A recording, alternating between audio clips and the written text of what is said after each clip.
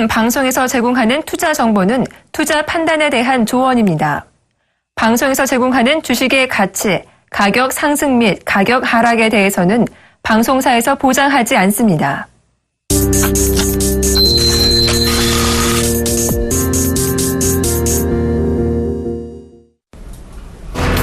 미국의 월간 가계 소비 지출 증가 속도가 다시 느려졌습니다. 미국 상무부는 지난 4월 개인 소비 지출 증가율이 0%였다고 발표했습니다. 월간 개인 소비 지출 증가율은 지난해 12월과 지난 1월 각각 0.2%, 0.3% 감소했다가 지난 2월엔 0.1% 증가로 돌아섰고 지난 3월엔 0.5%로 확대됐었습니다.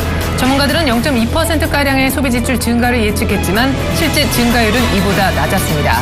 한편 개인 소득은 0.4% 늘어난 것으로 집계됐습니다. 미국의 지난달 제조업 성장세가 신규 주문과 고용 호조에 힘입어 4월에 약 2년 내 가장 느린 성장세에서 반등하는 데 성공했습니다. 미국의 지난달 제조업 구매관리자 지수 PMI가 52.8을 기록했다고 전미 공급관리자협회 ISM이 발표했습니다. 이는 직전월 4월 기록인 51.5보다 높고 시장 전망치인 52.0도 웃도입니다. 제조업 구매관리자 지수는 통상 50을 기준으로 이를 상회하면 경기 확장을, 이를 하회하면 경기 위축을 뜻합니다. 4월 미국의 건설 지출이 약 6년 6개월의 최고치를 나타냈습니다. 미국 상무부는 4월 건설 지출이 2.2% 늘어난 1조 100억 달러를 기록했다고 얘기했습니다. 이는 전문가들의 예상치 0.7% 증가를 웃돌고 지난 3월 수정치 기록인 0.5% 증가보다 높은 수준입니다. 이는 또한 지난 2008년 11월 이후 최고치며 2012년 5월 이후 가장 큰 증가폭이었습니다. 세계 최대 반도체 회사인 인텔이 차량용 칩 제조업체 알테라를 167억 달러, 우리 돈 약 18조 원에 인수했습니다. 이번 인수는 인텔 47년 역사상 최대 규모이자 역대 반도체 업계에서 둘째로 큰 규모의 M&A입니다. 대형 반도체 업체들이 최근 인수합병을 통해 몸집 불리기에 나선 것은 주력 부문인 PC 시장이 시장 정체 등으로 어려움을 겪고 있기 때문으로 분석됩니다. 이에 인텔 주가는 1.6% 내렸고 알테라 주가는 5.8% 올랐습니다.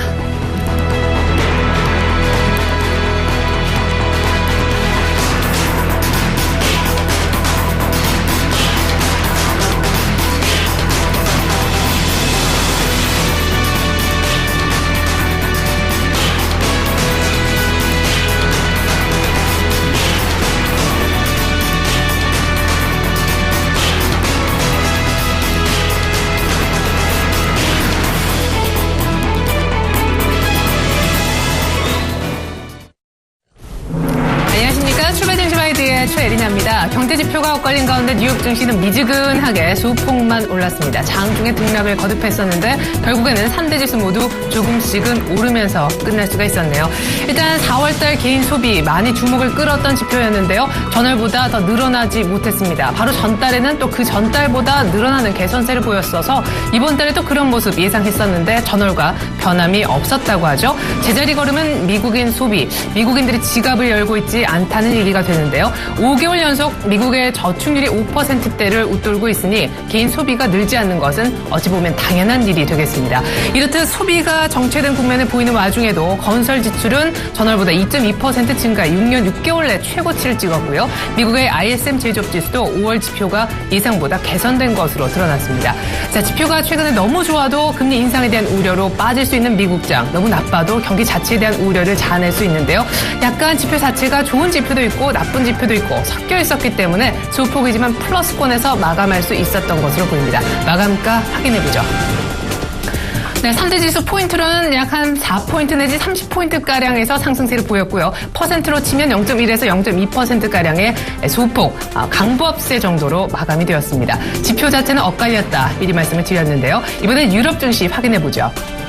최근에 영국 FTSE 100지수만 나홀로의 어떤 행보를 보여주고 있고요. 독일과 프랑스 증시는 같은 동조화를 보여주고 있는데 간밤에도 역시 그런 모습이었습니다. 영국이 전날에는 나홀로 오르더니 간밤에는 0.4% 홀로 밀렸고요. 독일과 프랑스 증시가 0.23%씩 오히려 나란히 상승하는 모습이 나타났습니다. 그리스 문제가 아직 이렇다 할 해결의 가닥은 보이지 않고 있지만 간밤에 나온 속보에 따르면 독일과 프랑스 등 국제 채권단이 현재 한 테이블에 모여서 그리스의 최후 통첩을 준비 중인 것으로 전해집니다. 가지고 있습니다. 그리스의 최종 제안서를 제출해 이것이 그리스에게 수용될지 여부가 추미애 관심사인데요. 잠시 후에 그리스 문제 다뤄드리겠습니다. 어제 사실 유가는 조금 흔들리긴 했습니다. 국제유가는 WTI 기준으로 배럴당 약간 60불이 반납이 되는 그런 모습인데요. 브렌트유는 아직까지 65불 지키는 듯 했었는데 WTI가 60불이 지켜지고 브렌트유는 65불이 반납이 됐습니다. 일단 오펙 회의가 다음 주로 잡혀있는 가운데 사우디가 예상대로 감산하지 않을 것이라는 전망이 역시 공급 과잉 우려를 불러들여 유가를 내렸습니다. 어제 아시아 증시에서 눈여겨볼 만한 것은 바로 중국장이었는데요. 중국 상해종합지수 하루 만에 6.5% 폭락하기도 했었던 지난주 모습에 이어서 약간 진정되더니 어제는 4% 넘게 급등해 상해종합지수가 4,800선을 되찾았습니다.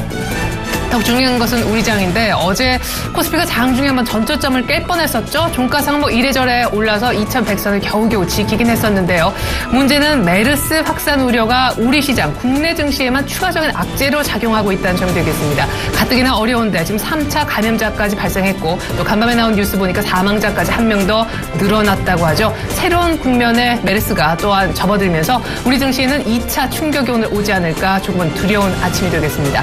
코스닥이 어제 이런 가운데 7년 5개월 내 최고치를 썼었는데요. 그 뒤에는 메르스와 관련된 백신주의 강세, 제약, 바이오주의 여전한 강세가 있었습니다. 출발 증시 가이드 시작합니다.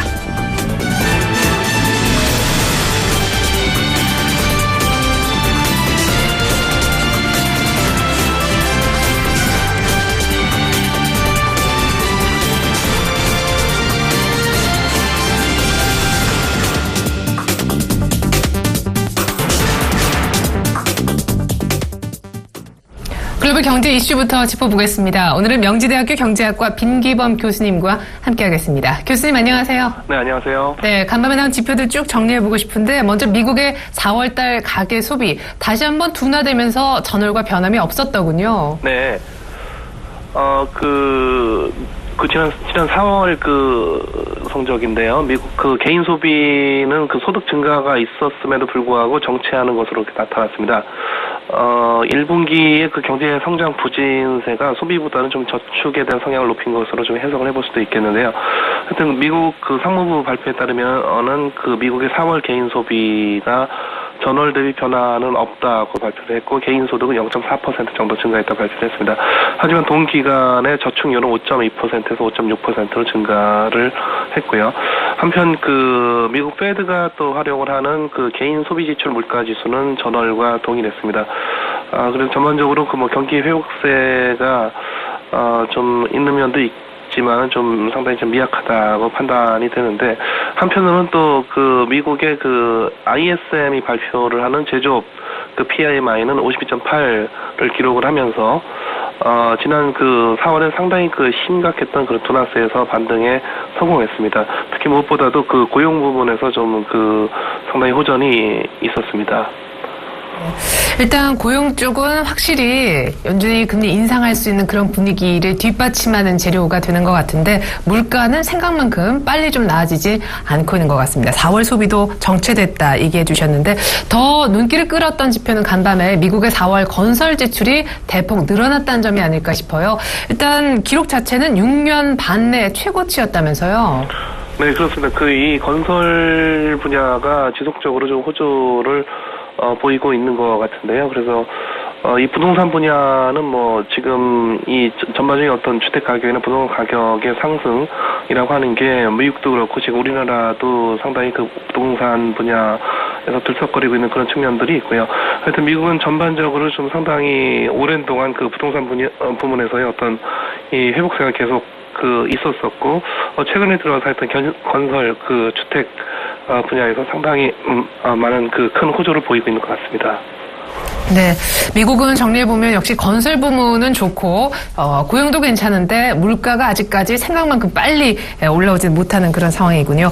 중국 제조업 경기 지표도 어제 나왔습니다. 공식 집계상으로는 석 달 연속 50을 웃돌면서 확장 국면에 들어섰다라고 하는데 HSBC 집계도 예비치보단 약간 좋아졌더라고요. 결국 돈푼 효과가 좀 나고 있는 걸까요? 네, 그렇습니다. 이 중국의 국가통계국에서 발표한 5월에 PMI 지수가 50.2를 기록을 하면서, 시장 예상치 50.3에 약간 못 미치긴 했으나 그래도 3개월 연속으로 50을 넘고 있고요. 또한 무엇보다도 전월에 비해서 0.1 정도 상승하기도 했습니다. 이 중국 정부의 그런 현재 그 부양책이 여러 가지 그 다각도의 부양책이 어느 정도 효과가 있는 건 아닌가 하는 그런 추측을 가능케 합니다. 지금 말씀하셨듯이 HSBC가 발표하는 이건 민간에서 발표하는 거죠. 중국의 그 제조 PMI 지수가 여전히 50을 밑돌고는 있긴 하지만은 전월보다는 오른 것으로 나타났고, 그래서 역시 마찬가지로 다소간의 그런 어떤 경기 둔화세가 되어가는 그런 측면이 있어 보입니다. 네. 그럼에도 불구하고 전문가들은 추가 부양 정책이 중국 쪽에 더 이어져야 된다 이렇게 얘기를 하고 있는데 교수님도 거기에 동의하시는지요? 예, 지금 어느 정도 사실 정부가 기본적으로 경제에 개입한다는 것 자체가 그렇게 좋은 그 정책이 아니기 때문에 최대한 그 신중하게 판단을 해야 되긴 하겠지만은 때에 따라서 또 굉장히 또 적극적이고 선제적인 그런 어떤 대응이 필요한 경우도 있긴 있습니다. 그런데 지금 그 전반적으로 단기적으로는 지금 이런 수치들을 봤을 때 어느 정도 그 경기 회복세라기보다는 둔화세가 좀 완화되는 측면이 있긴 하지만은 장기적으로는 중국 경제 전반적으로 뭔가 크게 어떤 대세 하락하는 그런 측면들이 있어 보이고 그렇기 때문에 이 어떤 단기적인 대응보다는 어떤 중장기적인 그런 측면을 바라보면서 중국 정부가 어떤 경기 부양책을 좀 고려할 필요는 있다고 생각이 됩니다. 예, 일단 부양 카드를 뽑았을 만큼 효과는 단기적으로 나타나고 있는데 중장기 효과를 나타낼 만한 어떤 정책적인 카드가 조금 더 필요해 보이는데 동의하셨네요. 어제 우리 한국의 5월달 수출입 지수 무역 수지가 발표가 됐는데요. 전달에 마이너스 8%까지 떨어지더니만 결국 5월 수출은 5년 9개월 만에 두 자릿수로 하락했습니다. 박근혜 정부 들어서 거의 최악의 수출 성적표를 받아든 셈인데 수입도 동일한 기간 계속 하락했더군요. 수출이 이렇게 계속 부진한 원인 어디에 있나요? 예, 상당히 심각한 현상이라고 생각이 됩니다. 하여튼 수출의 감소폭이 더더욱 지속적으로 증폭되어가는 그런 추세고, 지금 말씀하셨듯이 지난달 같은 경우에는 전년 동월 대비해서 수출이 무려 10.9%나 감소를 해서 거의 한 6년 만에 거의 처음 나타난 두 자릿수의 감소세를 나타내고 있습니다. 거기에다가 글로벌 경기 회복도 더디게 진행되다 보니까 세계 교역량, 무역량도 감소를 해서 수입도 역시 크게 줄면서 결과적으로 무역 수지 흑자를 유지하기는 했는데 이렇게 수출도 줄어들고 수입도 줄어들고 이런 상황에서 흑자가 나는 것은 별로 좋은 현상은 아니겠습니다. 수출이 줄어든다는 건 소득이 준다는 얘기고, 그리고 수입이 줄어든다는 이제 소비가 줄어든다는 것이기 때문에 전체적으로 하여튼 경제 규모의 감소 또는 어떤 증가세가 돌아야 된다 이렇게 볼 수가 있겠고요. 지금 미국하고 중국으로의 수출이 크게 감소를 했고, 이런 현상이 벌써 몇 개월째 지금 지속이 되고 있습니다. 지금 일단 단기적으로는 가장 큰 요인으로 지목이 되는 것이 유가 하락인데, 그 유가 하락이 우리 사실 원자재 가격, 우리가 원자재 많이 수입하는 국가이다 보니까, 한편으로는 좀 우리한테 유리한 측면도 있습니다. 그렇다 보니까, 또 수입 규모를 줄인 측면도 있고요. 하지만, 우리나라 수출 품목 중에서 이 석유 제품이라고 하는 게 굉장히 주력 업종인데 이쪽 분야의 가격 하락이 지속되다 보니까 수출 감소에 아주 가장 직접적인 원인이 되고 있습니다. 예. 내부적으로 보면 대중 수출이 지금 넉 달째 감소하고 있다고 하고 대미 수출은 역시 2달 연속 줄어들고 있다고 하는데 이런 가운데 시티그룹에서 상당히 재미있는 보고서를 냈더라고요. 한국의 수출이 지금 사면초가 샌드위치 신세를 면치 못하고 있는데 일본에서는 엔저 공세를 중국으로부터는 기술 공세를 받고 있다고요. 예, 지금 사실 우리 한국 경제에서 이 엔저 문제는 좀 단기적인 문제로, 그리고 중국의 추격은 중장기적인 문제로 좀 인식을 해야 될 필요가 있습니다. 이 단기적인 문제라고 하는 거는 이 문제가 영원하지 않거나, 아니면 이 문제로 인해서 우리가 지금 당장 피해를 보게 된다면 언젠가는 다시 우리가 회복하게 될 것이다 라는 측면에서 장기적으로 그렇게 걱정할 게 없다라는 것이고, 정부가 특별히 나설 일은 아니겠습니다. 그럼에도 불구하고 외환시장 개입을 얘기하기도 하는데, 지금 원과 엔의 직거래 시장이 없기 때문에 사실 개입하기도 어려울 뿐만 아니라 외환시장 개입이라고 하는 거는 사실 선진 경제에서는 하지 않는 정책이죠. 이 중국의 추격 이 문제가 지금 사실 우리가 처한 매우 아주 심각한 중장기적이고도 구조적인 그런 문제로 보아야 되겠는데, 지금은 사실 중국이 추격한다고 하지만 이미 상당히 추월해가는 그런 분야도 많이 있습니다. 이 상태로 지금 10년 정도 가게 되면 모든 면에서 중국이 뒤처지게 될 것이고요. 이 중국뿐만 아니라 인도마저도 사실 그 우수한 과학기술 인력을 바탕으로 해서 치열하게 추격을 해오고 있습니다. 지금 우리가 국토나 인구나 자원면에서 중국과는 뭐 게임이 되지 않을 것인데, 그나마 우리를 좀 버티게 해주는 게 우수한 인적 자원이겠습니다. 그런 차원에서 미래 경제를 책임질 그런 어떤 우수한 인적 자원을 육성하는 사안에 대해서는 정부가 중장기적인 비전을 갖고 적극적으로 개입을 할 필요가 있는데, 아직은 뭐 그런 인적 자원 고도화로까지는 좀 갈 길은 상당히 좀 멀다고 생각이 됩니다. 예. 그래요. 이런 가운데 오늘 아침에 지금 속보가 들어온 내용 좀 보니까요. 경상수지도 발표가 됐습니다만 무엇보다 더 심각한 것은 5월달 물가가 나왔는데 전년 동월 대비 0.5% 오르면서 6개월 내 계속 0%대 물가 행진을 보여주고 있습니다. 이렇게 되면 디플레 공포가 다시 엄습한다는 얘기가 될 텐데요. 사실 담배값 인상분이 0.5%가 넘는 거의 0.6%에 달한다는 걸 감안해 보면 사실상 마이너스 물가란 얘기 아닙니까? 교수님 한 말씀 들어보겠습니다. 예, 지금 그야말로 이제 디플레 우려가 뭐 지금뿐만이 아니라 벌써 한 연초부터 제기가 되어 왔던 그런 문제인데요. 그래서 그 당시에 이 한은이 1.75%로 금리를 낮추면서 그 중에 가장 중요한 원인 어떤 이유 중에 하나가 디플레 우려를 잠식하고 좀 더 선제적으로 대응하기 위함이다, 이렇게 얘기를 한 적이 있습니다. 그래서 사실 이 디플레라고 하는 것이 지금 사실 많은 사람들이 또 뭐 우려하는 바도 있지만, 이게 또 한편으로는 어떤 이 자산 거품을 뭐 걷어낸다든가, 또는 이 채무자보다 이제 뭔가 채권자들에게 좀 더 어떤 이득이 된다든가 하는, 그러니까 저축자에게 이득이 될 수 있다는 것이죠. 뭐 이런 측면에서 항상 뭐 부정적인 측면만이 아니라 어떤 긍정적인 측면도 갖고 있기 나름인데, 지금 하여튼 전 세계적으로는 기본적으로 뭔가 경제가 지속적으로 팽창해가는 그런 정책을 선호하다 보니까 이 디플레를 좀 크게 우려하는 뭐 그런 면도 있습니다.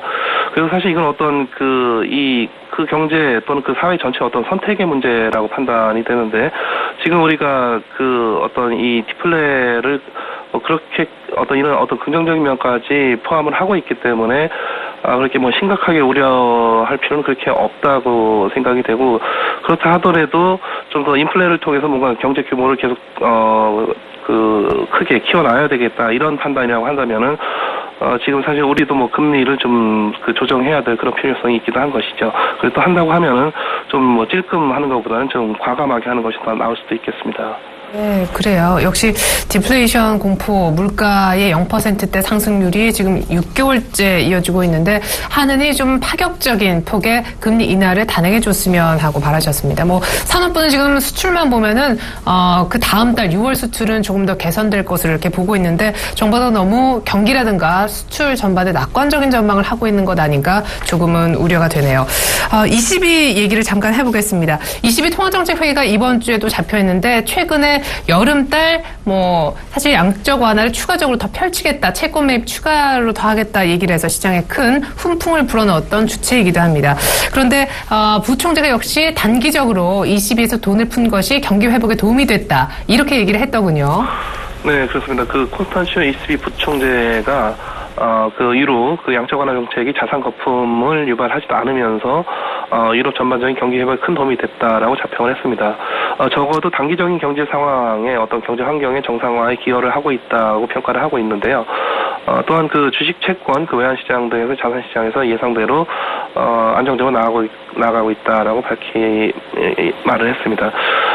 실제로 유럽의 경제 상황이 주식 같은 경우에 미국만큼 그렇게 크게 오르지는 않았고, 최근에 종종 어떤 경기 회복이나 경기 둔화 감소를 나타내는 그런 지표가 발표되고 있는 와중이고, 그렇다 보니까 지금 또 3일 통화정책 회의를 개최하는 ECB 회의에 또 많은 관심이 집중되고 있는데, 여기에서 자산 매입의 규모를 확대하겠다라고 하는 그런 견해를 표명할 경우에는 좀 시장 전반을 안정시킬 수도 있겠으나, 지금 여전히 그리스 문제가 지지부진하게 해결되지 않고, 지금 양쪽이 상당히 좀 어떤 이 협상보다는 대립, 그래서 결국 이제 디폴트로 가게 될 그런 가능성이 점차 커지고 있는 면이 좀 단기적으로 상당히 좀 위험 요인이라고 보입니다.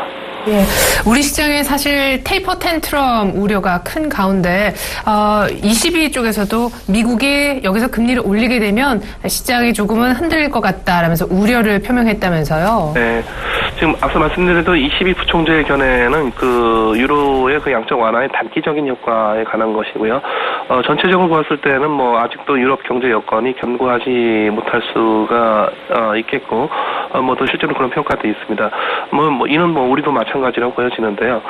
하여튼 그 2008년도에 글로벌 금융위기에 그 직격탄을 맞은 데가 미국과 그 유럽인데, 지금 그 ECB에서 발표한 보고서에 따르면은 유럽은 여전히 그 상처가 아물지 않았고, 그리스 문제도 아직 그 미해결 상태고, 이런 와중에 미국의 금리 인상이 기폭제가 되면서 어떤 유럽의 그 취약한 경제 시스템에 큰 타격을 가할 수 있다라고 하는 그런 지적을 하고 있습니다. 특히 정부가 잘 통제하지 못하는 다양한 금융 수단들, 흔히 이 섀도우 뱅킹, 그림자 금융이라고 하죠. 이런 부분에서 상당히 그 많은 자본들이 좀 몰려 있는데, 순식간에 어떤 상당한 자본 이동이 발생한다라고 하면은 통제할 수 없을 정도로 그 파급력과 혼란이 뭐 엄청날 것이다라고 이렇게 평가를 하고 있습니다. 예, 그리스 문제도 여전하다 하셨는데 약간 해결의 기미가 또 좀 보이는 것 같습니다. 해결될지는 모르겠지만 독일과 프랑스 등 국제 채권단의 주요 주체들이 지금 긴급 회동을 하고 있다고 들었는데요. 그리스의 최후 통첩 마지막 제안서를 지금 작성해서 보내려고 한다면서요. 네. 지금 그야말로 채권국가들로서도 지금 협상이 뭐 계속 지지부진하고 계속 그리스가 고집을 부리고 있다 보니까 인내심이 뭐 거의 극에 달한 것 같습니다. 그래서 말씀하신 대로 사실상 그런 최후 통첩을 보내게 될 것 같고요. 독일 총리, 프랑스 대통령, IMF 총재, 그 22 총재, EU 집행의장이 같이 그 회담을 하고 있고, 아마도 이 자리에서 그리스가 반드시 이행해야 되는 그 몇 가지 경제 개혁 과제를 제시를 하는 그런 어떤 최종 제안서를 그리스에 발송하기로 했습니다. 그래서 이는 그야말로 최후 통첩으로 볼 수가 있겠고, 지금 그리스 정부는 뭐 그래도 또 협의를 계속 해야 된다라고 또 그렇게 시간을 끌고는 있는데, 지금 이런 그 그리스 정부의 주장이 이 채권단한테는 먹혀들 것 같지는 않습니다. 하여튼 이 최후 통첩을 보낸다라고 하는 것은 그 이후에 디폴트로 갈 수도 있는 그런 시나리오까지도 뭐 준비를 하고 있다라고 또 해석을 해볼 수도 있겠습니다. 네, 그래요. 아닌 게 아니라 그리스 은행권에서는 지금 소위 뱅크런 조짐이 조금 나타나고 있는 그런 상황이고, 골드만삭스는 차라리 디폴트를 아마 선택하게 될 거다, 이런 얘기까지 하고 있고요. 일각에서는 유로뿐만 아니라 또 다른 그리스만의 통화를 쓰는 이른바 병용통화 사용 시나리오까지 얘기를 좀 하고 있는 그런 상황인데요. 형식적으로만 그리스가 유로존에 남을 수도 있다는 얘기인가요?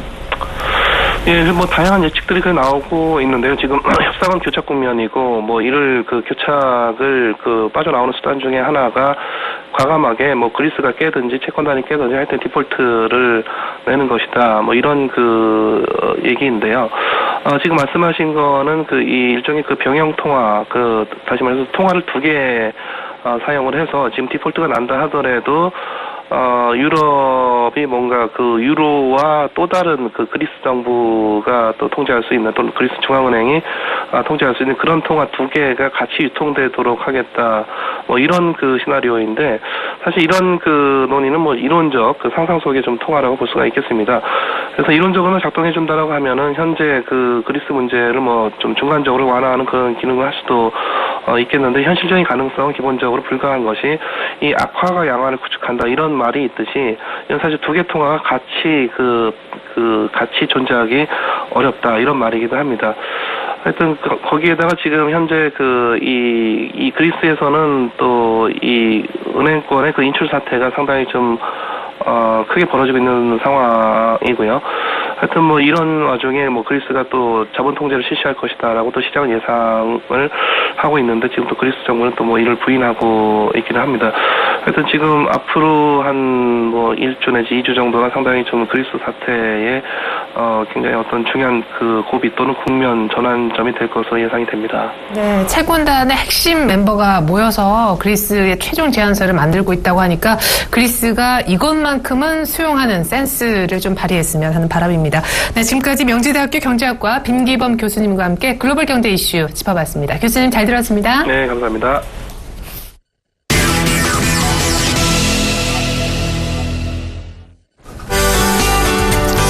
시청자 여러분 안녕하십니까. 신문 읽어준 남자 예병구 멘토입니다. 제가 전일 여러분들께 말씀드렸죠. 이번 주는 악재와 호재가 공존하는 장이다. 그렇기 때문에 변동성이 나올 수 있다는 얘기 분명히 드렸고요. 개장 방송에 출연해서는 시가에서 밀고 내려올 수 있다. 그런데 쭉 밀려 내려오면 결국은 2100포인트 아래에서는 분할로 매수 접근을 하셔도 좋다. 이런 얘기를 드렸었죠. 전일 여러분들 그 얘기를 잘 참고하셨다면 전일만 해도 수익이 날 수 있는 그런 장이었습니다. 시황이 정확했죠. 결국은 시장 막판으로 갈수록 낙폭을 회복하는 모습이었고요. 코스닥은 오히려 상승을 만들어 나가는 모습이었습니다. 왜 우리가 종목 장세라고도 얘기를 계속 드렸는지 그 부분도 참고를 해보십시오.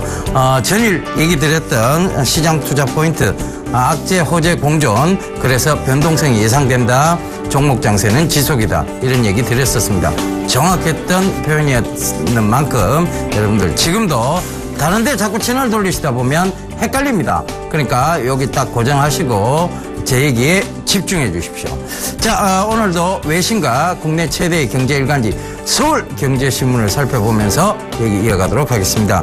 자, 외신 쪽에서요, 제가 좀 살펴본 기사가 쭉 내려볼게요. 애플이 딱 등장합니다. 아이튠스 라디오라고 딱 등장을 하죠. 이 기사 좀 살펴볼게요. 애플이요, to take on Spotify입니다. with new streaming 서비스입니다. 그러니까 새로운 스트리밍 서비스인 스포티파이를 장착한 애플, 요 정도로 해석하면 되겠죠. 자, 이 기사가 왜 중요하냐에 대한 부분, 우리가 이거를 자, 파고 들어가 보자고요. 자, 일단 구글하고 지금 애플이 새로운 앱 전쟁을 하고 있다는 것이죠. 전일 제가 구글을 소개시켜 드렸는데 거기에 보면 나우앤탭이라든가 이런 부분들이 음원 서비스하고 관련이 되는 부분이고요. 애플에 지금 새로운 음원 서비스 스포티파이가 또 있죠. 이것이 아이튠스 라디오라는 부분으로 또 앱으로 해서 공급이 된다는 얘기죠. 국내에도요, 크게 지금 핸드폰 전쟁으로 보면 삼성전자, 그죠? 구글 안드로이드를 쓰고 있습니다. 그죠? 안드로이드 M 지금 곧 또 출시가 된다고 하니까 그 부분하고 그다음에 애플 유저들이죠. 바로 아이튠즈를 쓰고 이런 아이튠즈의 앱을 쓰는 유저들로 이렇게 양분화되어 있습니다. 그런데 자, 우리가 구글 플레이 스토어도 그렇고 아이튠즈 앱 스토어도 그렇고 똑같습니다. 자, 여기에는 늘 앱이라는 게 존재를 하는데요. 이 어플리케이션이 어느 쪽으로 가느냐에 대한 부분, 어느 쪽이 중요하느냐. 그리고 사용자들이, 유저들이 가장 많이 쓰는 인터페이스가 뭐냐에 대한 부분들인데 결국은 뭐냐? 음원 서비스라는 얘기입니다. 스트리밍 음원 서비스. 자, 이 부분이 기사가 나오고 그만큼 스포티파이의 가치가 예전에 참 높아지고 있다는 얘기도 외신에서 한번 짚어드렸죠. 그런 부분들을 참고해 본다면 지금 우리의 음원 서비스 시장은 어떻습니까? 결국은 아직은 저평가 상태라는 것이죠. 로엔이라든가 KT뮤직, 그 다음에 소리바다, 이런 세 종목군들이 있습니다. 근데 KT뮤직은 굉장히 저평가 구간까지 내려왔고요. 소리바다도 지금 횡보 구간이 좀 나오고 있고, 로엔만 조금 상승을 했습니다. 그러면 이 두 소리바다나 KT뮤직이 따라가지 않겠느냐? 저는 따라간다고 보고 있습니다. 결과적으로 음원은요, 전에는 불따라고 하죠. 불법 다운로드를 받던 그런 이제 눈먼 시장에서 지금은 돈을 주고 음악을 사듣는 그런 이제 정당화된 시장, 선 다운로드라고 합니까? 굿 다운로드라고 하죠. 굿 다운로드가 되어가는 그런 시장. 그래서 음원이 무형의 가치가 유형화되어 가고 있는 시장. 그 쪽으로 잡아본다면 결국은 소리바다가 또 밀크라는 새로운 음원 스트리밍 서비스를 삼성전자에 공급하고 있다는 점도 참고를 해보신다면 이 음원 서비스 산업, 스트리밍 서비스 산업은 계속 성장세에 있다. 그렇다면 소리바다와 KT뮤직 이런 것들을 조금씩 주워 담아도 되지 않겠느냐. 저평가 구간이라는 얘기죠. 거기서 주워 담으신다면 충분히 지속적으로 상승을 할 수 있다. 중장기적 투자 관점에서 꼭 보실 만한 종목이다. 이렇게 좀 말씀드리도록 하겠습니다. 자, 그 다음 국내 최대 경제 일간지죠. 서울경제신문 살펴보고 가도록 하겠습니다. 예, 이재용 부회장과 홍라희 여사, 그리고 이부진, 이서현 이런 지금 삼성가가 거의 총출동했습니다. 이건희 회장을 빼고는 거의 총출동이 됐는데요. 자, 바로 이제 이재용 부회장의 이제 경영권 승계가 거의 확보화되어지고 있는 시점이다. 그리고 이제 마무리되어 가고 있는 시점이다라고 본다면 지금 이제 경영권 승계와 관련해서 또 지배구조 개편에 대한 수혜를 볼 수 있는 종목들 저번에도 한번 말씀드렸죠, 그죠? 다른 거 보느니 크레드 보겠다고 말씀드렸습니다. 크레드 전일도 6% 올랐습니다. 그 부분 꼭 좀 참고해 보십시오. 자, 그런 부분들을 좀 참고해 보셨으면 좋겠고, 자, 제가 뽑아온 기사, 발췌형 기사들을 보면서 얘기 이어가겠습니다. 자, 이 얘기 나옵니다. 계속 했던 얘기입니다. 여러분들께 새로운 기사가 아니고요. 엔제업은 일본, 기술무장한 중국의 속수무책이다. 토종기업이 사면초가다. 앞뒤로 막혔습니다. 사면초가까지는 아니고 있고요. 앞뒤로 막혀 있어요. 그러니까 위쪽에서 일본이 지금 가격 경쟁력을 치고 들어왔습니다. 엔제로 팍 내려갔고, 자, 소나타 캠리의 가격을 비교해 놨는데요. 예전에 차이가 좀 났었어요. 그런데 엔제가 되면서 오히려 차이가 근소한 차이로 거의 이제 천불 차이도 1,200불 정도 차이 나네요. 그죠? 1,200불 차이가 안 납니다. 그 정도 차이밖에 나지 않는다는 얘기죠. 그러니까 100만원 미만대, 100만원대 정도 차이 난다는 쪽으로 지금 들어가고 있습니다. 예전 캠리에 대한 미국인들의 선호도는 굉장히 높습니다. 그 시장을 뺏어 먹어야 되는 소나타가 가격 경쟁력에서 큰 차이가 나지 않는다면 소나타의 시장 점유율은 축 떨어질 수밖에 없는 상황이죠. 그래서 지금 요 옆에도 보면 일본 TV 업체 1, 4분기 평균 가격 추이가 나옵니다. 샤프하고 파나소닉이 나오는데 이런 부분들도 보신다면 이들이 엔저로에서 가격을 굉장히 떨어뜨려 놔서 가격 경쟁력이 생겨버렸다는 것이 나와버립니다. 그래서 지금 일본은 영업이익이 굉장히 좋아졌어요. 토요타의 영업이익률이요 12년도에 2.3%에서 지금 14년도 들어와서 10%로 급증하고 있다는 거 이 기사 내용에 나옵니다. 그리고 중국 기업이 이제 치고 올라오죠. 결국은 썸따페이도 얘기 들었었고요. 그죠? 썸따페이, 산타페하고 똑같은 차다. 그리고 랜드로버 이복하고 똑같은 차도 나오고 그들이 이제 짝퉁 수준을 넘어서서 그들이 기술력까지 갖추고 있다.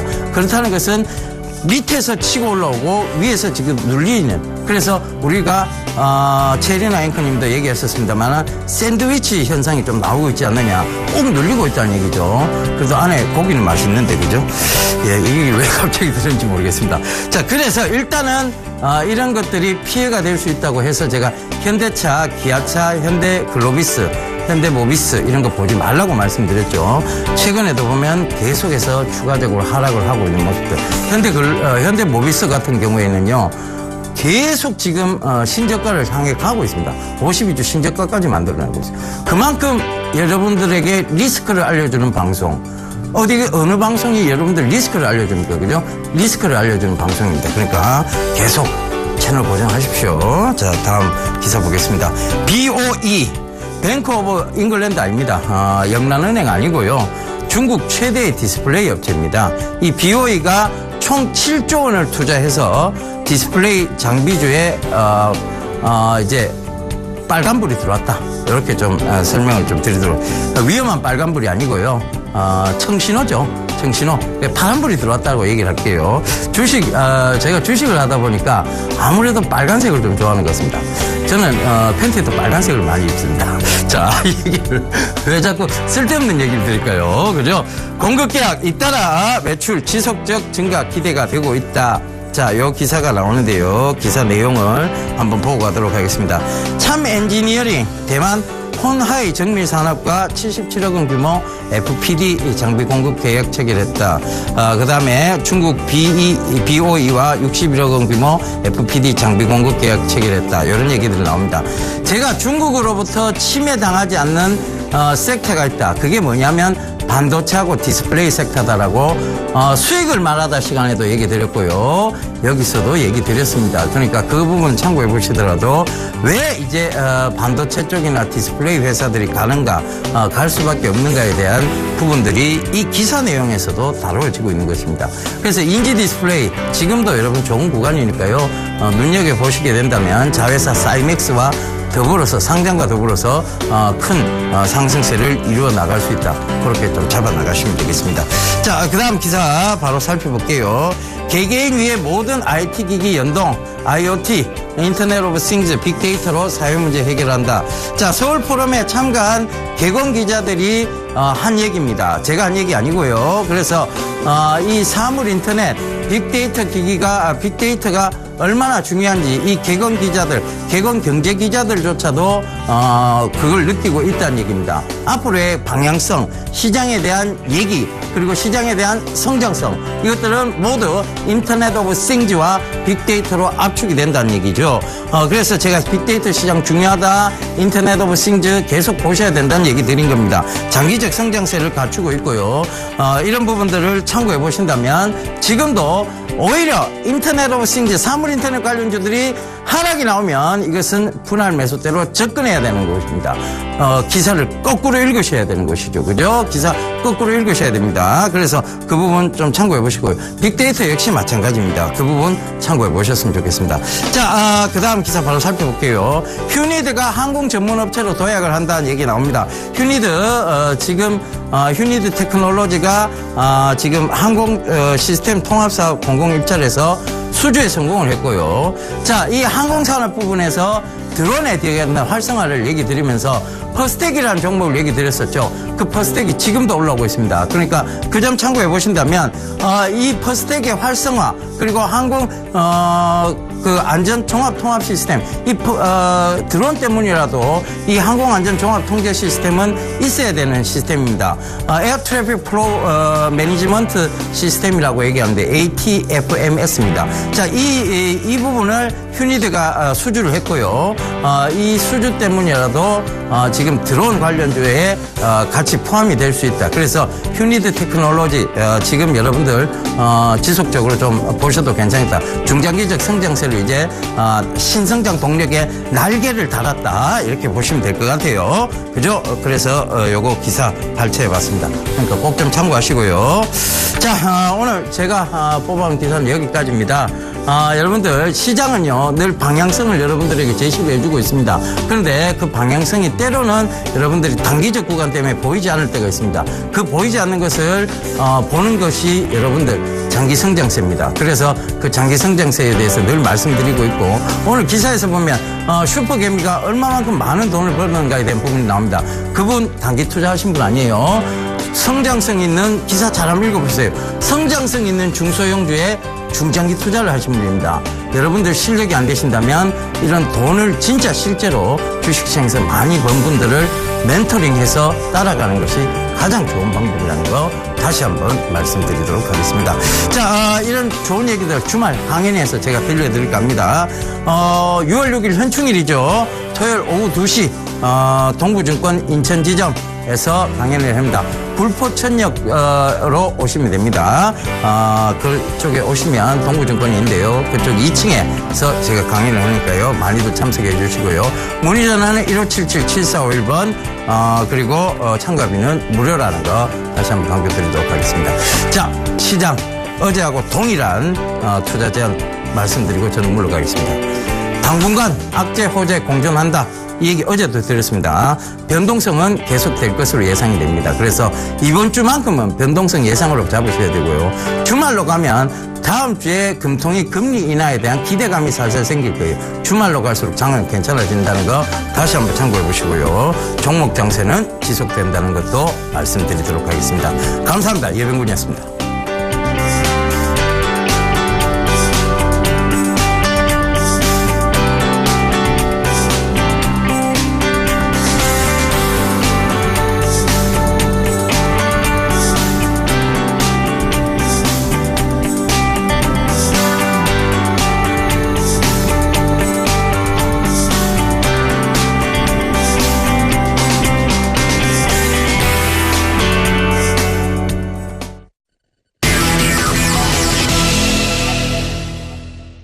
이어서 시황의 신시황의 대가 모시고 국내 시장에 필요한 전략 더 자세하게 세워보죠. SK증권 영업부 PIB 센터에 계시는 이재광 이사님 만나보겠습니다. 이사님 안녕하세요. 네, 안녕하세요. 네, 미국은 기본적으로 금리 인상, 또 유럽까지 포함해서 그리스 부채 협상 이슈 이것 때문에 무겁게 움직이고 있는데 상대적으로 아시아 증시에서 중국과 일본만 좋은 그런 모습인 것 같아요. 어제 우리는 또 메르스 확산 우려까지 더해지면서 변동성이 상당했는데요. 리뷰 먼저 들어보겠습니다.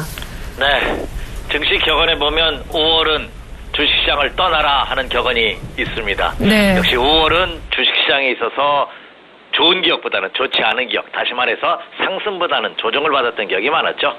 이번 5월도 역시 예외는 아니었습니다. 5월이 지나고 나서 6월의 시작을 알렸던 어제장, 참 공포감이 들었죠. 장중한 때 코스피 시장을 기준으로 2100포인트마저 붕괴시키면서 불안한 모습을 보였습니다만 간신히 2100포인트는 지켜주는 그런 모습입니다. 제가 앞서서도 올해는 썸머랠리가 있을 것이다 하는 말씀을 드렸습니다. 그 전략에는 전혀 변함이 없습니다. 자, 그렇다면 결론적으로 제가 희망적인 얘기를 먼저 할게요. 지금 다들 안 좋다고 하니까 결국 참고 기다린다면 충분히 여러분 보상받을 수 있는 그런 시간은 오지 않을까 이렇게 생각이 됩니다. 다만 주식 투자는 때를 사는 거라고 그랬죠. 주식 투자를 함에 있어서 또 중요한 또 격언이 하나 있죠. 주식과 결혼하지 마라 하는 격언이 있습니다. 결혼은 좋은 분하고 해야죠. 주식은 결혼하지 마라고 하는 겁니다. 아무리 좋은 주식이라 할지라도 타이밍을 잘못 맞춘다면 그것은 여러분에게 고통을 줄 수밖에 없죠. 자, 해외 증시 역시 불안합니다. 막 시끄럽습니다. 정치적으로도 시끄럽고 경제적으로도 시끄럽고 이제는 환경적으로도 이제 건강학적, 질병적으로도 시끄러운 그런 모습입니다. 사스 이후 최대의 이 바이러스 공포가 우리나라를 엄습하고 있습니다. 그 여파가 또 증시를 억누르고 있습니다. 자, 그런데 이 와중에서도 충분히 희망은 있지 않나 이렇게 생각이 됩니다. 자, 오늘 새벽에 끝난 미국 증시 포함 해외 증시 한번 살펴보도록 하죠. 먼저 미국으로 달려가 보도록 하겠습니다. 자, 태평양 한번 건너가 보죠. 미국 증시 소비가 부진하다는 발표가 나왔죠. 그러나 제조업과 건설 경기가 호조세를 보이고 있다 하는 소식과 함께 소폭 상승 마감하는 그런 모습을 보였습니다. 특히 그리스 문제가 여전히 아킬레스건으로 작용하고 있죠. 또 이달에 있을 연준 금리 인상 여부 또 아킬레스건입니다. 그러나 제가 이미 말씀드렸습니다. 주식시장에 있어서는요. 악재 호재보다 더 불안한 게 뭐냐면 불확실성이거든요. 이미 미국은 금리 인상을 한다는 발표를 했습니다. 그것이 9월이 될지 12월이 될지 알 수는 없습니다. 만약에 9월에 발표를 한다고 하죠. 지금은 불안하지만 만약에 발표된다는 보도가 나온다면 금리 인상을 9월에 하겠다 하는 보도가 나온다면 그것은 오히려 상승의 기폭제가 될 가능성도 굉장히 크다 하는 점입니다. 그 점을 염두에 두시기 바랍니다. 자, 미국 다우 일봉 지난주로 안 보여드렸으니까 한번 보여드리도록 하겠습니다. 지난주는 제가 속상해서 안 보여드렸다는 말씀 드렸죠. 왜? 이게 미국 시장 급등하는데 우리나라 시장만 여전히 조정받고 있는 모습을 보여서. 자, 근데 미국도 그렇게 녹록하지만은 않습니다. 지금 화면에 다우존스 공업지수 일봉 차트의 모습을 보여드리는데요. 단기 변곡점 구간입니다. 다우지수 일봉 차트를 기준으로 본다면 17,030포인트. 오늘 새벽 끝난 종가가 18,000포인트죠. 18,040포인트입니다. 약 한 100포인트 정도 차이는 충분히 있는 그런 모습을 보여주고 있죠. 그렇기 때문에 충분히 가능하다 이렇게 생각이 됩니다. 그래서 아직까지도 여유는 100포인트가 1000포인트네요. 네, 한 1000포인트 정도의 여유가 있는 그런 모습입니다. 그러나 이 라인이 붕괴되기 전까지는 크게 우려할 필요는 없죠. 그러나 여기서 조정을 받을지 아니면 이 조정을 마무리하고 상승할지 어떤 단기 분기점 구간에 놓여져 있는 그런 모습이 아닌가 이렇게 생각이 됩니다. 근데 제가 시간이 없어서 이게 다우만 보여드렸는데 나스닥을 보시면요. 나스닥은 아주 견고한 모습이에요. 그러고 보면은 그렇죠? 이 장은 여기서 급락의 가능성보다는 어때요? 네. 조정은 단기간의 조정은 있지만 충분히 장기 추세는 살아있는 그런 모습이다 이렇게 말씀을 드립니다. 자, 이제 유럽으로 가도록 하겠습니다. 유럽은 역시 마찬가지였죠. 유럽도 혼조 마감했어요. 영국은 소폭 하락했고 독일과 프랑스는 소폭 상승하는 그런 모습을 보였습니다. 여전히 그리스 우려감이 상존하는 그런 모습이죠. 거래량마저 크게 감소하는 모습을 보였습니다. 그렇다고 본다면 유럽도 시장 참여자들이 관망하고 있다는 거죠. 근데 가만히 역으로 생각해 보세요. 시장에 대한 불안감이 있다면 관망할까요? 아니죠. 그동안 그래도 유럽 증시도 상승을 했기 때문에 다 매도를 하겠죠. 수익 본 사람도 많고요. 손해봤다 하더라도 그 손해폭이 크지 않습니다. 그러니까 유럽 증시, 유럽 투자자들도 시장에 대한 불안감이 가중되고 있다고 하면 매도를 하겠죠. 그럼 거래량이 증가할 겁니다. 근데 지금 거래가 크게 감소하는 모습입니다. 타이밍을 보고 있다는 거죠. 무슨 타이밍? 재진입 신호 타이밍을. 그러니까 크게 우려할 필요는 없다. 독일 닥스 지수 한번 보도록 하겠습니다. 화면 한번 봐주시기 바랍니다. 독일 지수 보면 네 어떻습니까? 예, 역시 단기 분기점이죠. 그리고 그동안 상승한 패턴을 보십시오. 지난해 연말부터 지난해 10월부터 독일 유럽 증시 상승을 했죠. 그래서 올 4월 초까지 상승했다가 상승 폭에 비하면 조정. 너무나 견고합니다. 다만 독일 닥스 지수를 본다면 11,300포인트입니다. 어제 종가가 11,436포인트에 한 130포인트 정도 차이가 있는데요. 역시 아직도 여기 좀 여름은 이게 붕괴되면요 어때요? 조금 더 상승 타임이 늦춰진다고 보시면 되겠습니다. 그러니까 여전히 아직은 어때요? 역시 단기 지지를 할 것이냐 여기서 아니면 조금 더 조정을 받을 것이냐 분기점 구간. 그러니까 금주 미국과 유럽 증시는 금주가 굉장히 중요하다. 이렇게 보시면 되지 않을까 생각이 됩니다. 자, 아시아 증시 보도록 하죠. 중국, 아이고, 참, 너무 이쁩니다. 지난 목요일에 짱했죠. 공포감을 줬습니다. 급락을 보이면서. 근데 금요일날 안정적인 모습을 보였고, 월요일날 어제짱 굉장히 중요한 날이었었는데, 어때요? 4.7%. 와, 올 1월 이후 최대 상승폭입니다. 가겠다는 얘기죠.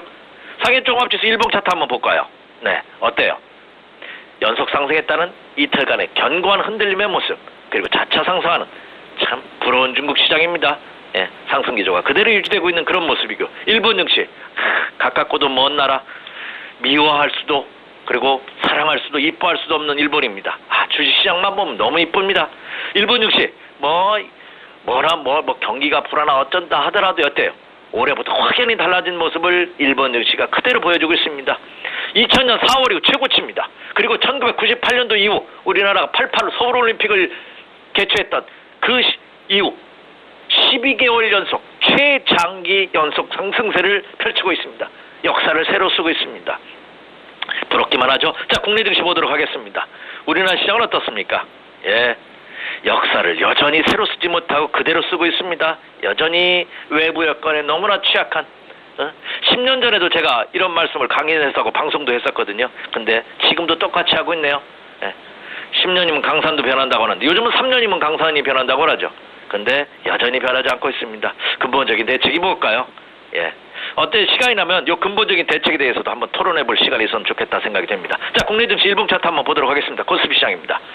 물론 2085포인트. 어제 굉장히 불안했죠. 어제 저점입니다. 어제 저점이 깨지지 않는 한은 여전히 아직은 일만의 희망감은 있습니다.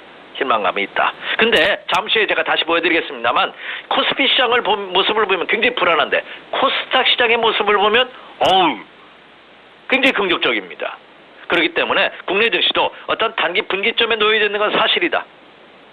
사실이다. 그렇지만 어때요? 이 조정은 언제 마무리되느냐, 언제 우리가 재매수 타이밍을 잡느냐 그런 판단만을 남겨놓고 있다. 그래서 해외 증시 여건의 모습을 보면 지난 5월달 다소 불안한 모습, 여전히 아직도 미지수, 굵직굵직한 뜨거운 이슈들이 남겨놓고 있는 모습을 보여주고 있지만, 그렇죠. 아직은 충분히 우리가 인내할 수 있는 수준 내에 있는, 오히려 이번과 다음 주 초까지는 새로운 차기 주주들을 위한 검색의 시간으로 가져보는 것도 바람직하지 않나 이렇게 생각이 됩니다.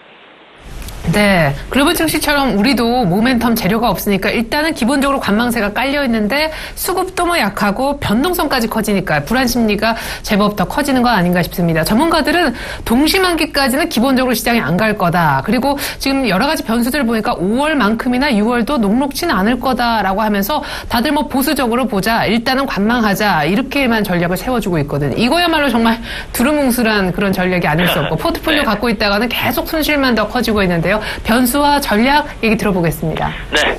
자, 이제 6월을 시작하는 어제 첫날이었으면 둘째 날이 6월의 시작이죠. 이 6월 달은 역시 굉장히 중요합니다.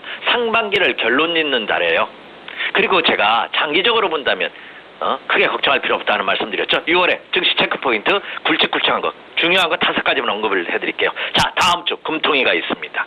11일 날이죠. 목요일입니다. 금통위와 쿼드러 프리칭 데이죠. 과연 이 금통위에서 금리를 인하할 수 있느냐의 여부, 동결하는 인하하느냐. 저는 이번에 이 총재께서 결단을 내려주시면 좋지 않을까 생각이 됩니다. 왜냐면 이 국내 시장이 굉장히 안 좋아요. 상반기에 산업활동동향과 수출이 굉장히 부진합니다. 특히 6년 만에 수출은 2자릿수로 진입했다고 합니다. 신 넛크래커에 빠진 것이 아니냐. 앞서가고 있는 일본에 다시 치이고 뒤쫓아오는 중국에 치이고. 근데 여러분 중국 요즘 여행 자유돼서 중국 자주 많이 가실 겁니다. 중국 하루가 다르더라고요. 과연 중국이 우리나라 밑에 있나? 중국이 우리나라를 쫓아오고 있다고 하는 표현을 지금 써도 되느냐 할 정도입니다. 어쨌든 이렇게 굉장히 급격하게 안 좋습니다. 이거 정치권도 시끄럽죠. 뭐 대통령이 거부권을 행사한다, 안 한다, 뭐 상권분립 위배된다, 안 된다. 참, 저도 여의도에 근무하고 있습니다. 바로 옆에 있는데요. 둥그란 지붕이. 이 대한민국 제일 똑똑하신 분들이 모여서 좀 더 좀 대승적인 차원에서 국가와 민족, 국민들 위한 그런 일을 좀 해주셨으면 하는 개인적인 바람입니다만 어쨌든 그거는 별개고요. 또 그래서 어쨌든 국내 경기가 최악의 상태로 상반기에 접어들고 있고 전 세계에서 외톨이가 될 가능성이 없다. 그래서 다음 주 금통위 과연 금리 인하 여부 그리고 금리를 설사 인하를 안 한다 하더라도 과연 코멘트가 어떻게 나오느냐 여부 한번 체크해 주시기 바라고요. 자 그리고 다다음 주입니다. 17일입니다. 다다음 주 수요일이죠. FOMC 회의에서 미국 금리가 언제 인상하느냐 역시 페드의 역시 코멘트가 굉장히 중요하죠. 한번 체크 같이 해야 되고요. 자 여전히 전 세계 뜨거운 감정 그리스 문제입니다. 자, 이달 들어서 4차례 16억 유로를 상환해야 됩니다. 근데 내일 모레 5일날 금요일날은 3억 유로를 갚는다. 이거는 그리스 정부에서 한다고 했죠. 근데 그 다음이 문제예요. 그리고 16억 유로를 이번 달에 갚아야 되는데 이것이 추가 채권자로부터 지원을 받지 않으면 어렵죠. 디폴트가 납니다. 디폴트가 나면 유로존에서 탈퇴를 하죠. 빠져나갈 수밖에 없습니다. 과연 이 사태가 어떻게 문제가 되느냐. 역시 이번 주에는 결론이 안 난다 하더라도 그렇죠. 이번 주 다음 주 얽힌 실마리를 풀지 않을까 이렇게 생각이 됩니다. 또 하나는 자 MSCI 지수에 중국 A 지수가 편입이 됐죠. 과연 이 여파로 인해서 국내 시장을 이끌고 있는 그나마 이끌었던 외국인들이 빠져나가지 않을까 하는 우려감이 들고 있습니다. 그러나 걱정하지 마십시오. 첫 단추는 5%에 불과합니다. 미비할 것으로 보입니다. 그것 때문에 하지 않을까 이렇게 생각할 필요 없습니다. 물론 최근 들어서는 세계적인 전략가 버크셔 해서웨이를 운영하고 있는 워렌 버핏이 과열 논란 그리고 예일대 교수죠. 노벨 경제학상을 받은 로버트 실러 교수가 역시 과열권 논란. 그러니까 세계 굵직굵직한 저명 인사들이 이런 과열권 논란을 한다고 하는 이런 역시 불안한 와중입니다. 그러나 여러분 지나고 나서 한번 보시기 바랍니다. 빠진다고 할 때 주가 상투 치는 적 거의 없습니다. 더 간다고 하면서 주가는 상투를 치는 거거든요. 종목도 마찬가지입니다. 시장도 마찬가지 아닐까 이렇게 생각이 됩니다. 그래서 자 투자 전략입니다. 이번 주 투자 전략 굉장히 중요하다는 말씀 드렸습니다. 이번 주 투자 전략이 6월달뿐만 아니라 7월달도 주도할 가능성이 높다. 8월달까지도 장을 이끌어갈 가능성이 높다 이렇게 생각이 됩니다. 그래서 이번 주는 차기 주도 검색을 위한 그런 시간으로 가져보시기 바랍니다. 주식 투자는요 안전하게 해야겠지만 분석은 가슴으로 머리로 해야 되지만 행동은 손가락으로 하는 겁니다. 주저하지 마십시오. 결론이 났다 하면 과감한 배팅이 고수익을 보장한다는 점 유념하시고요. 이번 주는 좀 더 면밀한 세미나 검토해 주십시오 하는 말씀을 드렸죠. 그래서 철저한 종목별 자기 주도주를 위한 종목 검색해 주십시오 하는 말씀 드립니다. 자 그렇다면 어떤 종목이 눈여겨봐야 되느냐. 종목 여러분이 가장 궁금하시는 다시 한번 종목 점검해보죠.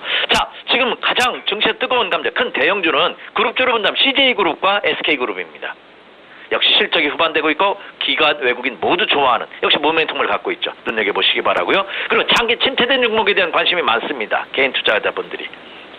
특히 조선, 반도체, 삼성그룹죠. 그리고 최근 들어 증권주. 역시 타이밍 봐야 되지 않나 이렇게 생각이 됩니다.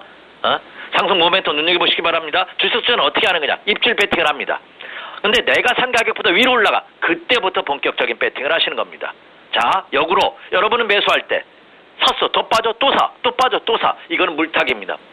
물타기를 자주 하시려면 그 물에 빠져 죽을 수밖에 없습니다. 지치면 기운이 빠지면 그 점을 염두에 두셔서 그러면 여러분이 침체 국면에 보이고 있는 주식 샀어요. 예를 들어서 증권주 아니면 조선주. 근데 어느 날 사니까 내가 산 가격보다 계속 올라가 밑으로 안 빠져. 그때부터가 주가 바닥에 확인된다고 보시면 됩니다. 자 다음에 이제 어제 중국과 FTA 체결됐습니다. 중국 수혜주 눈여겨보셔야 됩니다. 그리고 메르스 확산이 되고 있습니다. 역시 제약 바이오주 좀 더 가지 않을까 이렇게 생각이 됩니다. 그래서 중국 수혜주도 여전히 포트폴리오 구성 눈여겨보십시오 하는 말씀 드렸죠. 비중은 어떻게 되나 말씀 드렸습니다.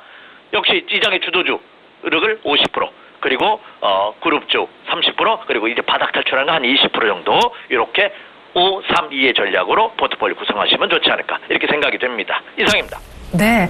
자, 시장이 많이 흔들리고 전 저점까지 깰 뻔한 이런 분위기 속에서 서머랠리를 이미 예견해 주셨던 우리 이재광 이사님께서는 여전히 서머랠리는 있을 거다라면서 포트폴리오를 크게 바꾸지 않으셨음을 알려드립니다. 지금까지 SK증권영업부 PIB센터 이재광 이사님과 함께 전략 세워봤습니다. 감사합니다. 네, 감사합니다.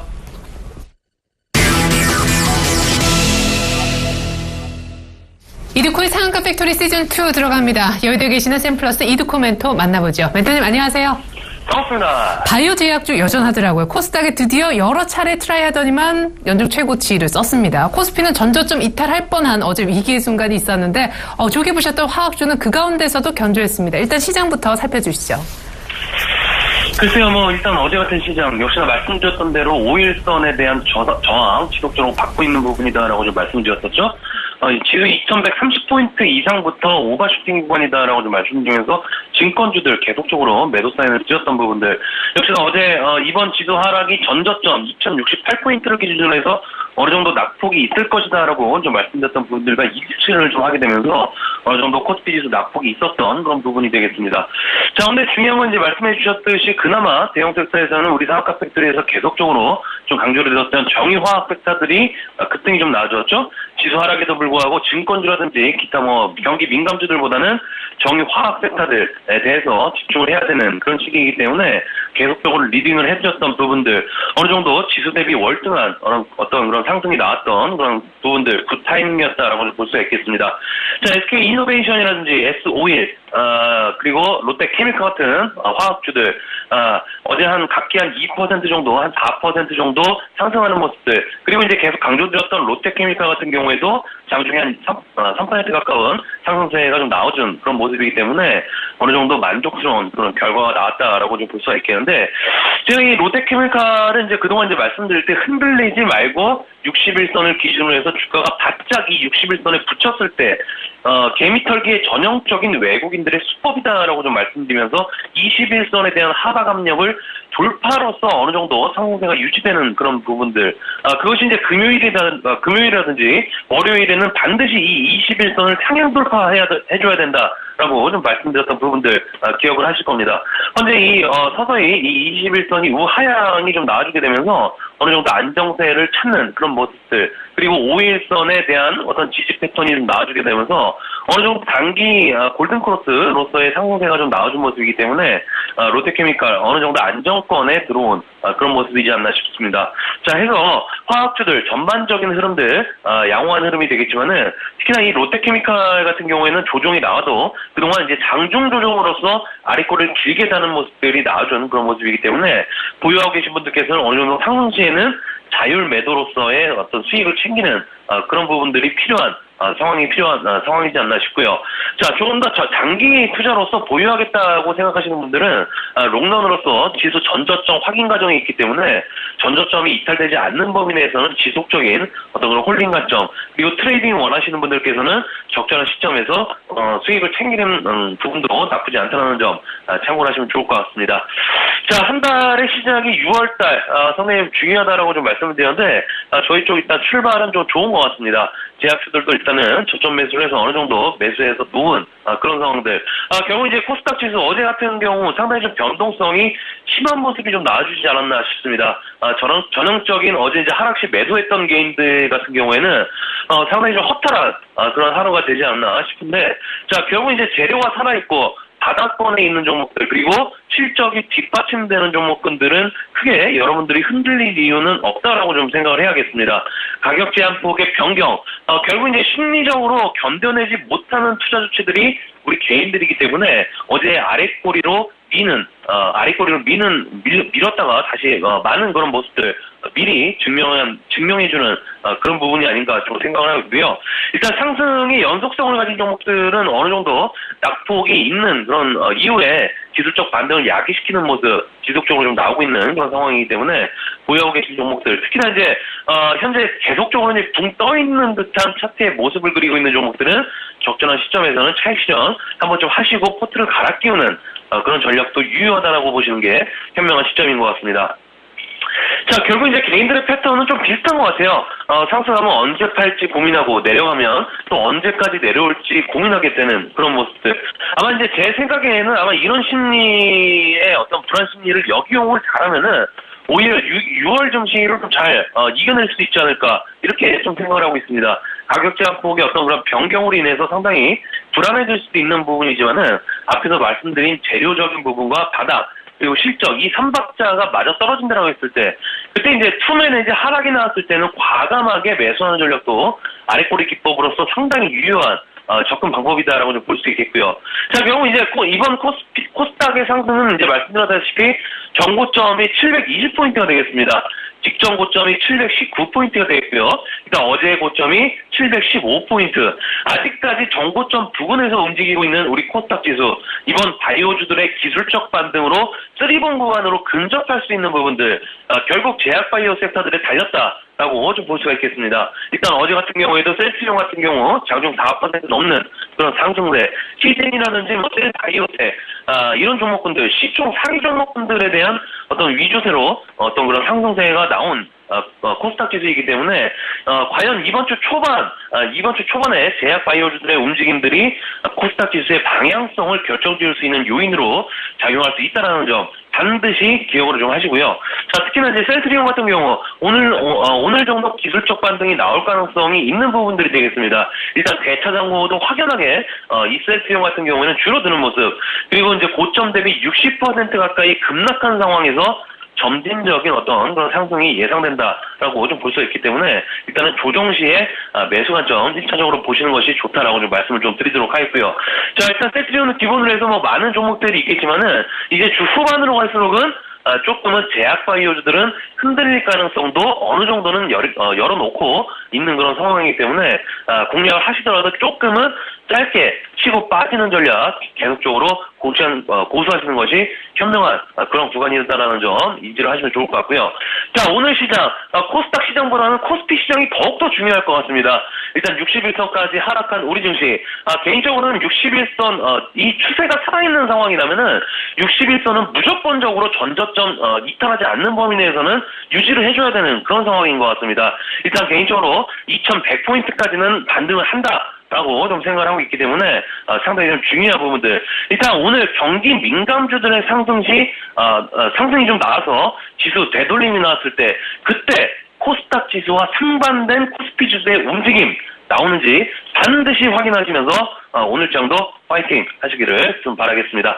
오늘 스타트업 팩토리는 여기까지입니다. 고맙습니다. 네, 코스피 오늘 경기 민감주 움직임 어떻게 흘러나오는지 보자. 셀트리온은 단기 매수권에 들어온 것 같다 하셨습니다. 이두코 멘토님과 함께 하셨고요. 출발 증시와의 1부는 여기까지입니다. 잠시 후 2부로 다시 옵니다. 고맙습니다.